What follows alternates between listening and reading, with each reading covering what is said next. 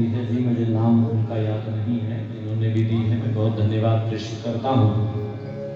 और आइए मैं चर्चा को प्रारंभ करूं उससे पूर्व हमारे आज के जो मुख्य अतिथि हैं आदरणीय श्री बलवान सिंह आर्य जी, मैं निवेदन करूंगा कि वो आशीर्वाद के रूप में कुछ शब्द अभी बोलेंगे कि बाद में बोलेंगे? अभी ठीक है, माइक दे दीजिए। ये जिंदगी पथ है मंजिल की तरफ जाने का, जिंदगी नाम है तूफान से टकराने का, मौत आराम से सो जाने की बदनामी है, ये जिंदगी गीत है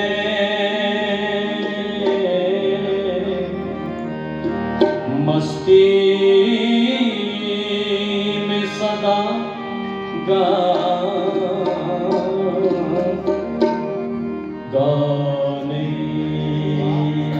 का। कुछ लोग बस अपने दुखों के गीत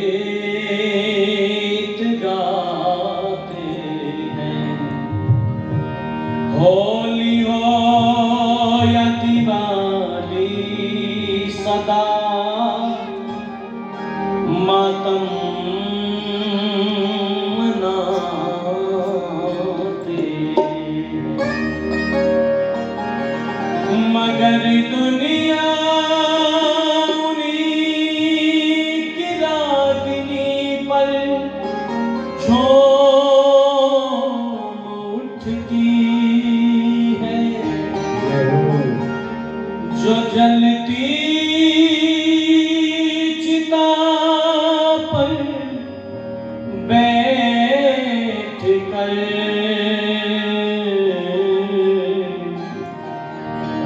वीणा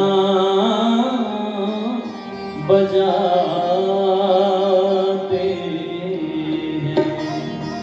और ये सच्चिदानंद भगवान की जय हो, सत्य सनातन वैदिक धर्म की जय हो, भारत माता की जय हो। बच्चों की आवाज आनी चाहिए जोर से, बोलिए भारत माता की जय हो, भारत माता की। उस परम पिता परमेश्वर को धन्यवाद देने के पश्चात हमारे मध्य में विराजमान यज्ञ के ब्रह्मा पद को सुशोभित करने वाले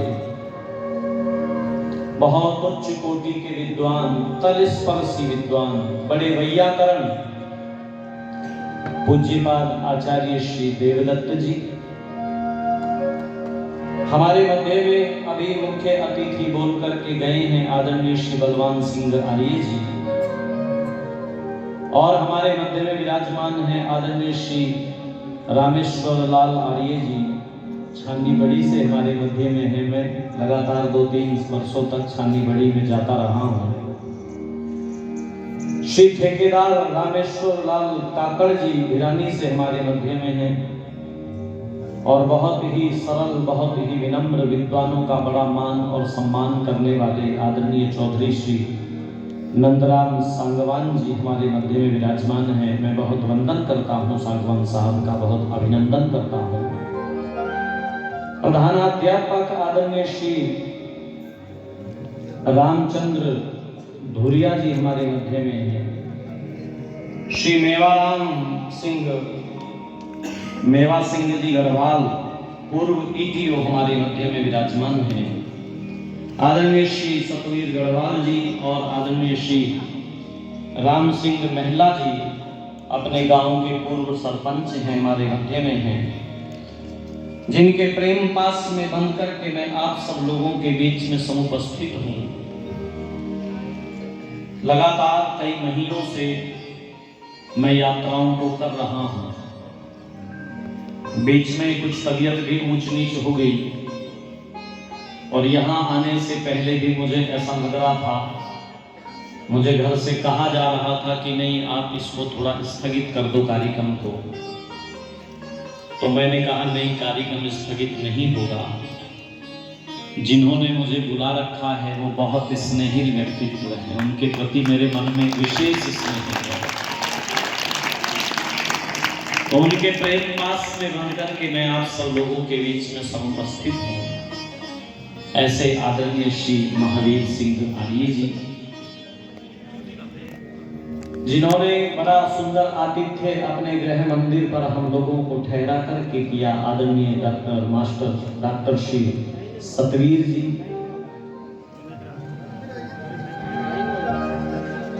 ये जरूरी है क्या? अभी बाद में भी हो सकता है क्या?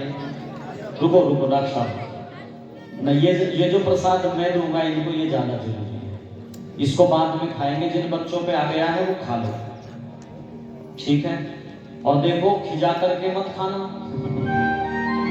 जिनके पास आ गया है वो खा ले, बाकी थोड़ी देर के लिए रुक जाए आप लोग। जो प्रसाद मैं यहां से देना चाहता हूं वो इससे ज्यादा जरूरी है बेटा। जुड़िएगा, मेरी तरफ आप सब लोग देखिएगा। सब लोगों से मेरा निवेदन है, उपस्थित सभी धर्म प्रेमी बंधुओं, पूजा व सत्कार के योग्य वंदनीय मातृशक्ति और मेरे समक्ष बैठी हुई मेरी ये बेटियां, जिनको हम देहरी का दिया कहते हैं। पता है ना बेटियों आपको, बेटी को देहरी का दिया कहा जाता है। क्यों कहा जाता है? देहरी का जो दिया होता है वो घर के अंदर भी प्रकाश करता है और घर के बाहर भी, जोर से बोलो, प्रकाश करता है। ये बेटियां भी दो कुलों को प्रकाशित करती हैं। जब ये पिता के कुल में आती हैं, बेटी का जन्म जब होता है तो क्या बताया जाता है? कौन आई है? बोलो। बहुत अच्छा, गजब करते हैं। देखो ये मेरी बेटियां हैं तो बहुत समझदार सब है बेटा, जुड़ करके सुनो। पिता के घर में आती है तो कहा जाता है कि लक्ष्मी आई है,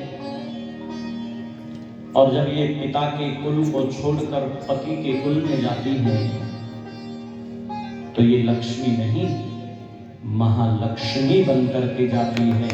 महालक्ष्मी बनकर के जाती है। और जब जाती है तो पिता एक आशीर्वाद देकर के विदा करता है अपनी लाडो को, अपनी बिटिया को। ससुरे साम्राज्य भवा, तू साम्राज्य बनकर के रहना। लेकिन कैसे बनेगी तू साम्राज्य? तो मेरी बिटिया, मेरी इस पगड़ी को बहुत ध्यान से देख, इस पगड़ी पर कोई दाग नहीं है लाडो। आज मैं तेरा धन्यवाद करता हूं, आज तुझे भेजते हुए मैं बहुत भावुक हूं। मेरी आंखों से करुणा बह रही है। मेरी इस पगड़ी को चार चांद लगाए तैने, मेरी इस पगड़ी का स्वाभिमान बढ़ाया तैने। लाडो, आज तू जा रही है तो ले, तेरे हाथ में एक और पगड़ी की लाज सौंपता हूं।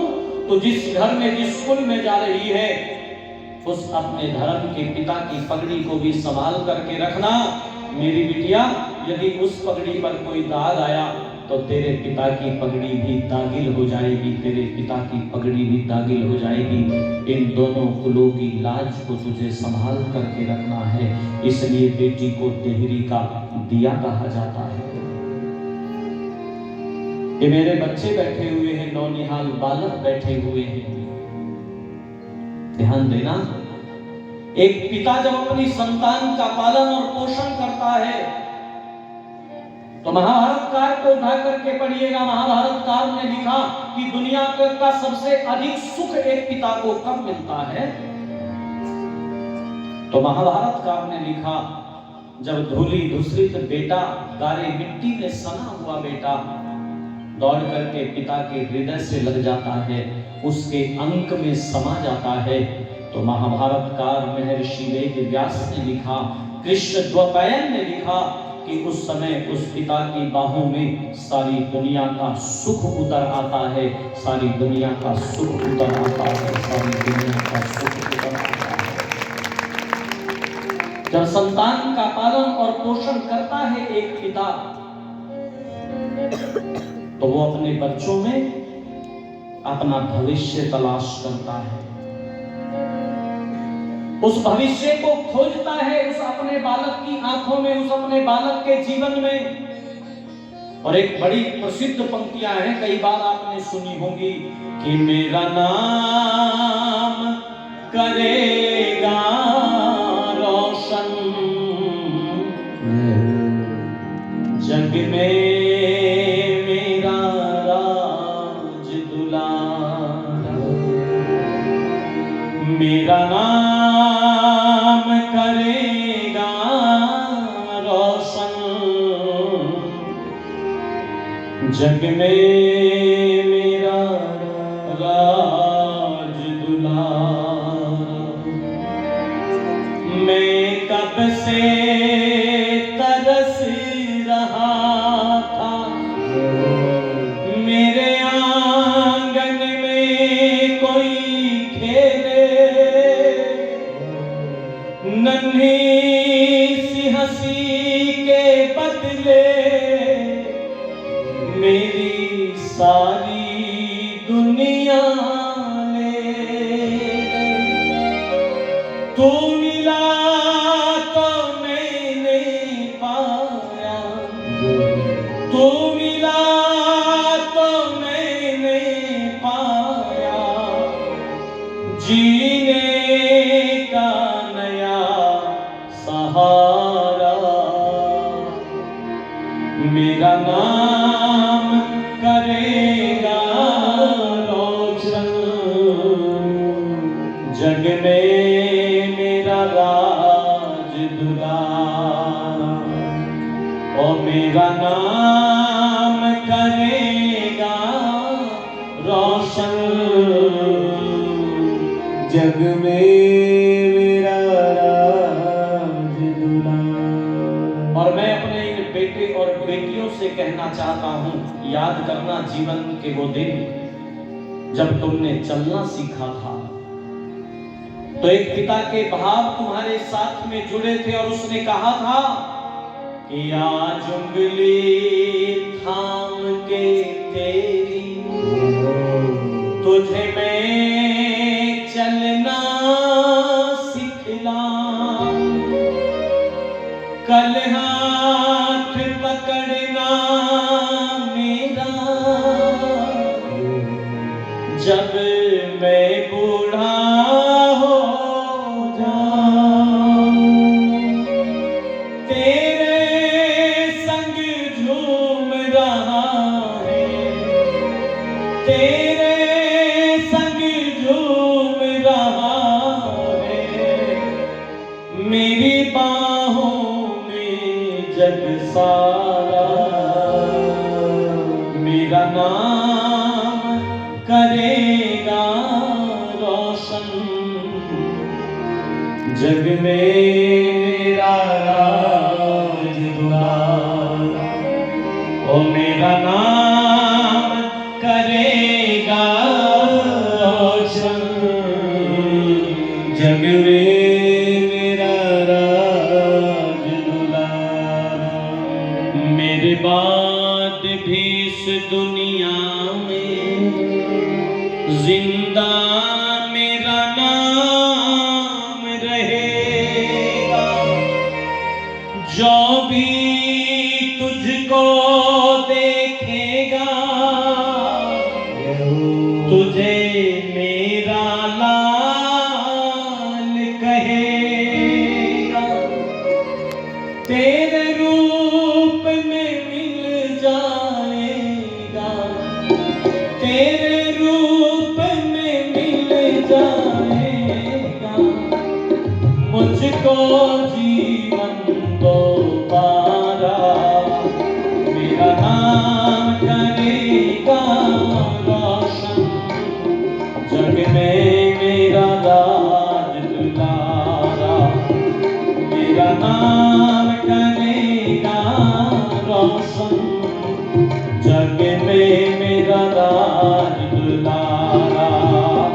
तुझे सूरज कहूँ या चंदा, तुझे दीप कहूँ या तारा, मेरा नाम करेगा रोशन, जग में मेरा राज दुलारा।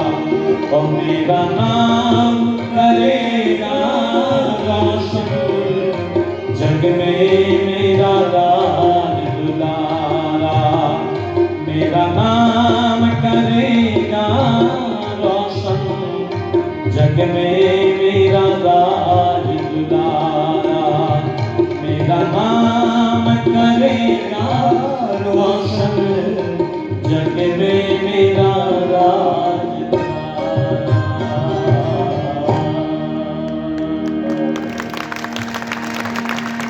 उंगली थाम के बेटे की चलना सिखाता है और किन भावों को लेकर के चलना सिखाता है। बेटा, आज तेरे कदम लड़खड़ा रहे हैं तो तू चिंता मत करना, तेरा पिता खड़ा हुआ है, तुझे गिरने नहीं दूंगा। बच्चे जरा ध्यान से सुनेंगे और आप सब लोगों से भी मैं निवेदन करता हूं, जुड़िएगा। छोटे बच्चे को आप आकाश में उछालिएगा। तहसीलदार साहब, छोटे बच्चे को आकाश में उछालिएगा। बोलो, हंसता है कि रोता है? हंसता है। अबोध है अभी वो, अभी उसे बहुत दुनियादारी का पता नहीं है, लेकिन एक चीज महसूस करता है, एक चीज जानता है कि मुझे आकाश में उछालने वाला मेरा जन्मदाता, मेरा निर्माता, मेरा पिता है।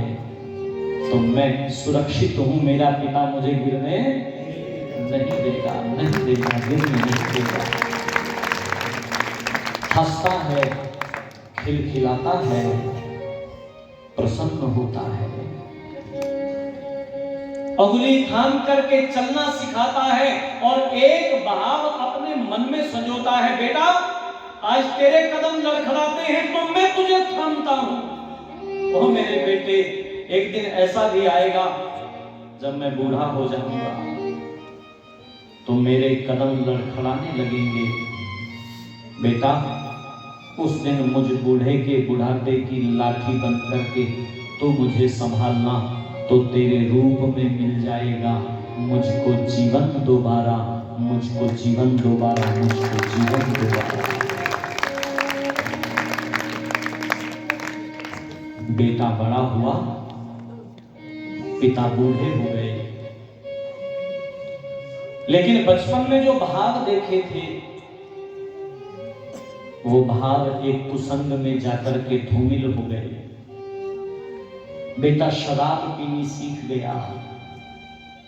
याद रखना, विद्वान जनों ने सत्संग की बड़ी महिमा का बखान किया है। विद्वानों ने कहा, सत्संगः किं न करोति पुंसाम, अर्थात सत्संग क्या नहीं कर सकता, सब कुछ कर सकता है सत्संग। कितने लोगों का जीवन बदल दिया सत्संग ने, कितने लोगों का जीवन। गाते हैं आज भी लोग,